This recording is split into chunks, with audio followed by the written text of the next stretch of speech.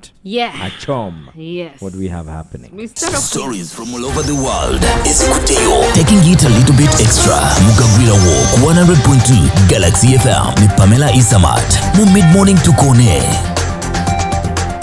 What Agwan? What's happening? Yes. Well, there's a school director who has been arrested for illegally detaining his worker for 4 months. The worker in question is a school cook. This is the proprietor. He's from Kajansi. He's a proprietor. He's called Kasozi Yoweri. He's the owner of Totowetu Education Program, Children and Youth Center. Yoweri. Now, this center, yes, Yoweri Kasozi. Kasozi hired one Urena Daniel to work for him in his companies. He has schools. It's called Urena. That's the name. Yeah, That's the name Urena. He's Ugandan. Yeah, Urena. Daniel. Yes. How do you spell that? It's EU. EU. R-I-A-N-A. Which tribe does he come from? Urena is the very first time. I think it's Uriana. It's Uriana Daniel. Okay. So Uriana Daniel was first hired as a security guard and then later transferred to one of the schools owned by this director to work as a cook in the school. So 2 months down the road, something went missing. The two items that went missing, 4 iron sheets and used drums, went missing from the store in December. So Yoweri summoned Uriana and questioned him and asked, where are these things? And Uriana says, I don't know where they are. So he decided to start torturing him from December up to March. Jesus. It's on 13th of March that the DPC for Kajansi got wind of a man being tortured by his boss, by whistleblowers, and that is how they went to the school, stormed it, and freed this guy. Look what Sigiri explains. It's like a movie. Rihanna Daniel, formerly a guard, was promoted to a cook at Meta High School under the Totowetu Educational Program. 4 iron sheets and 5 used drums went missing from the school's store. With Daniel being suspected of involvement, Daniel was interrogated about the missing property and subsequently detained in one of the school's stores. Daniel was allegedly tortured during this period of confinement. Yesterday, the DPC Kajansi received information from a whistleblower regarding this unlawful confinement. A raid was conducted leading to the rescue of Daniel. But I don't know where the people get bravado to do certain things. Like, okay, you do something to me, then I kidnap you, put you like in a basement. Those things we see in movies, and then I start torturing you. Yeah, I think people feel when you have some money, sometimes people feel like they have power over people who are needy. God, Jesus Christ. So you feel like, since I'm the boss, so I can do something. But for 4 months, you illegally detain someone, put them in a store for 4 months. I think it's just not only the director who should be arrested, but all those people around, fellow cooks, because you can't keep quiet while your colleague is being tortured for 4 months. A lot of things are happening out there, by the way. People live in fear. People live in anarchy. People live in torture. And the things that have been there, iron sheets, 4 iron sheets. Can you imagine? And drums? Behavior, no. Really? Away from that, what else do we have happening in this beautiful country, the 256 of the Pearl of Africa? Well, we have the Minister for East African Affairs, that is Rebecca Kadaga, also the first Deputy Prime Minister, who yesterday appeared before the East African Legislative Assembly sitting that was in Nairobi. And she was speaking about Swahili because they were discussing the Kiswahili Commission's report, the committee report for the Kiswahili Commission in the East African Parliament. So Kadaga comes and says that Uganda, where we are, out of the 8 states in East Africa, because there was a motion that was pushed to have Kiswahili as a national language or an official language for all these states, that when you cross to Kenya, you can easily. So she was saying that 3.2 billion has been set aside now by the government to ensure that they teach the public Swahili. In particular, she's saying the people like frontline workers, people who are borderline security guys or agents or people who are working within the borders. And then nurses, people like doctors, the members of the public. She goes ahead to say that the lessons have even started. Parliament, members of Parliament, every Monday, every Monday, 9 to 10, they teach them Swahili. It's compulsory. There's nothing that is as difficult as teaching old people. I know. So I have 3.2 billion shillings, which we are going to use to implement the directive. For us, we want to train the frontline workers, the people at the border agencies who deal with the public, maybe the nurses, the doctors, because they deal with the population. Every Monday from 9 to 10, we take Swahili lessons, all members of the cabinet. The judiciary also takes lessons every week. The ruling party trains people every Wednesday and every Saturday. In a few years' time, Swahili becomes the 5th examinable subject at primary level, so that we do English, maths, SST, science, and Swahili, so that we have a generation that speaks Swahili. But for me, this is what perturbs me now. Yeah, you see, ultimately, the ultimate goal, whether it happens in 50, 100 years, or soon, Africa is going to have to unite. Yeah, as Africa. As a bloc, one united, work with me. United States of Africa. Definitely, it will happen at some point. Yeah. So as East Africa, we are investing in Kiswahili. Yeah. So that we will become a regional bloc. Yes. That is Uganda, Notikako, Kenya, Tanzania, even Rwandese. Rwanda, Burundi, you know that Sudan. Kiswahili in Rwanda. We are 8 countries, literally. Congo. We are 8. Now the East African. There's Kiswahili in Congo. Yeah. However, their Kiswahili is a little bit different. Yeah, it's a little bit different, but Tanzania, still, it is Kiswahili. Kenya, Now, I don't know about Sudan, Southern Sudan. Sudan it's also not. It's not also in Sudan, but exactly. They also want to incorporate it. Exactly. So, but if you are in power, would you invest in Kiswahili as a language?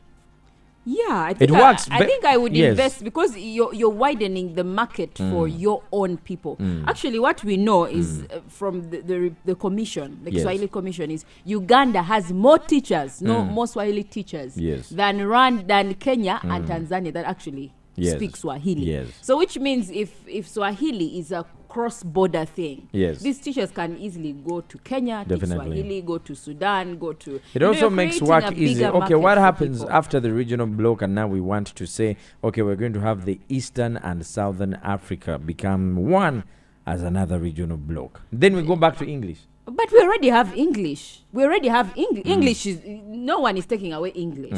But we are adding Swahili as a like a language. It's going to be, I think it's one of the national languages now of Uganda. Oh yeah. Yes. It's used in the Mediterranean, the workplaces. Besides English, we'll be having Swahili as well. For me, I wouldn't. So in primary, they're going to add Swahili as a language. It's going to have to be compulsory. English, SST, mathematics, science, plus Swahili. Tomorrow we are doing the entire show in Kiswahili. Sasa mimi nataka But no, that is, I think that for the new generation, the ones who are in nursery now, I think the onus is on them, please. For us, we can't be stressed so hard to learn Swahili. Yeah. Tuende mbele, wewe onana, what did I say? Chechira choina. Kintu gani? Onajua. Onajua, that do you know? I'm trying to ask, what other story do you have? How do they say it in Kiswahili? People in Tororo know Kiswahili. Because they are close to Kenya. Busia, that side. Uko na story gani? Gani. Man, let's stop disrespecting the language. What else do you have here? Well, what else I have is the ICT minister, that is Chris Barremonsi. He's talking about governments of the East African blocs coming together. That's ministers of finance and ministers of ICT are in talks to ensure that they slash on taxes on digital items that are entering the East African region to make them more affordable, because we are looking at a generation where we have the use of gadgets and digitalization. So these gadgets need to be very affordable. So they're saying they are in talks to ensure that they remove taxes on most of the gadgets, including phones, to make them more affordable for members within the East African region. We are in the budgeting process. We as ministers of ICT, ministers of finance, not only in Uganda but across the region, to see that one way of bringing down the cost of these digital devices is to remove these taxes. Which is a step in the right direction, yeah? I hope it matures. I hope it takes a bigger stride, because man, people are buying phones at 2 million, 4 million. But mostly it's because of the tax that's attached to it. I was at the airport. the DXB one. Yeah. And then there was this group of traders that come and approach you or today. Oh, bambi nyambako. I'm making the voice. That's how they speak. Oh, that's how they talk. Now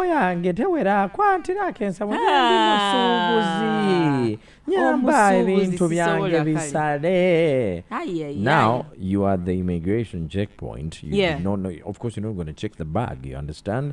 They just hand over the bag. Meanwhile, she's telling you why she's walking away. She has already given you the bag. What? You also throw it there. Oh, to check the bag has like phones. Whoa. That load. So what do you do then? You have to use your conscience. Just that, okay, some of us are VIPs. They pick us, then we go. We don't line up. So I think she realized the wrong bullet. Then I link a good them. But then I saw her doing it to several other people. And you can imagine. Some of them are genuine, but because of the cages, Yeah, of course it's the cages. The issue is the cages. Exactly. So, anyhow, Ngatumaliza, what else do we have happening? What else we have is a 45-year-old man in Jinja. He's an employee of Madvani sugarcane plantation. He goes there to harvest the sugarcane and transports it to the factory that is then in Kachira. So this man is 45 years old. He's named Emmanuel Okori. He has been arrested for defiling a 4-year-old child. Apparently, he met this girl and she was moving around 3 p.m., the young girl, and then he calls her and tells her, chapati. Then he buys her a chapati and tells her, come and eat it from inside the house. So the Nabambi walks into the house, and that's when he undresses and starts the act of defiling her. So there is a cleaner who was around the area, 70-year-old woman who heard the child screaming and then walked into the room and then found the man naked lying on top of the girl. For chapati. Then he tried to bribe the cleaner 5K. You have this 5K and don't talk. She sounded an alarm. Emmanuel Okori myaka 45 akwatiddwa ali ku CPS Kachira avunaanibwa omusango ogw'okujjula ebitayidde. Kigambibwa ng'ennaku z'omwezi 12 March 2024 suspect ono yasendasenda omwana ow'emyaka 4 ow'obuwala ne chapati ey'ebitaano n'amutwala ruumu ye n'amusobyako oba n'amutunuza mu kkubo erya sitaani. Omukyala Kiriina mu Kachira Town Council nga wa myaka 7 awumoneko eyawulira eddoboozi ly'omwana ono ow'obuwala nga ali mu kukaaba yeetaaga buyambi. Omukyala bwe yayingira ennyumba ya suspect yasanga Emmanuel ali bukunya era nga ali mu kusobya kwona omwana. Emmanuel Okori yagezaako okuwa enguzi ya 15,000 omukyala ono asirike, naye omukyala n'agaana, n'akuba enduulu, abantu ne bajja ne batubuulira naffe poliisi ekkakira ne tugenda suspect on n'akwatibwa. Imagine, that's why and I want parents to listen, man. If you're a parent goli muzadde kana kantu kawulirize bulungi omwana wo, make sure you expose them. If it is chapati, make sure they eat chapati. If they want chapati, chapati yammeka. Pamela tomanyi baana. Tomanyi baana babuwala. Be batuuziza mu mamotoka. Agebbe nga mutuuziza musina nnyiniyo. N'amugamba kwata wano ku steering linnya ku muliro givuge.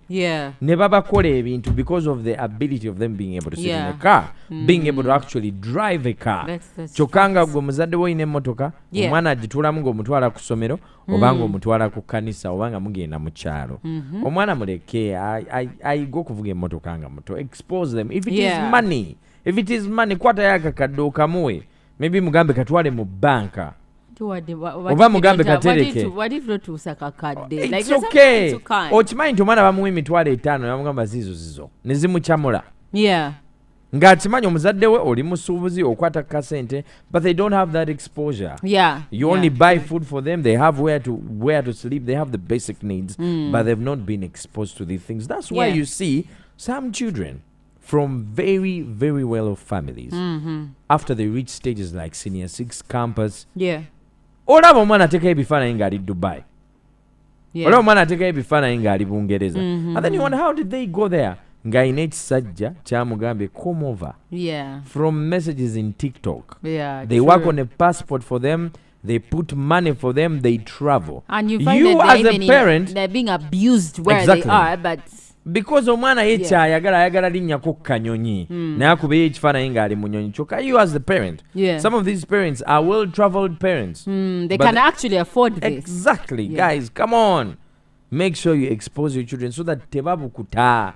Actually, gone are the days where people used to think when you give a child whatever they ask for, you're spoiling them. Because I'm saying, why are you giving this child whatever they ask for? Yeah. Someone will give it to them. If it's okay, this is going to sound off. If it is drinking beer, they can watamide, then tomorrow you say, "Oraba, utamide, this is not good for you." No, that is going extreme. Because they want to find out. You see, as kids when we were growing up, they will tell you that fire burns. The more they keep telling you that fire burns, the more you want to touch the fire to see if it actually burns.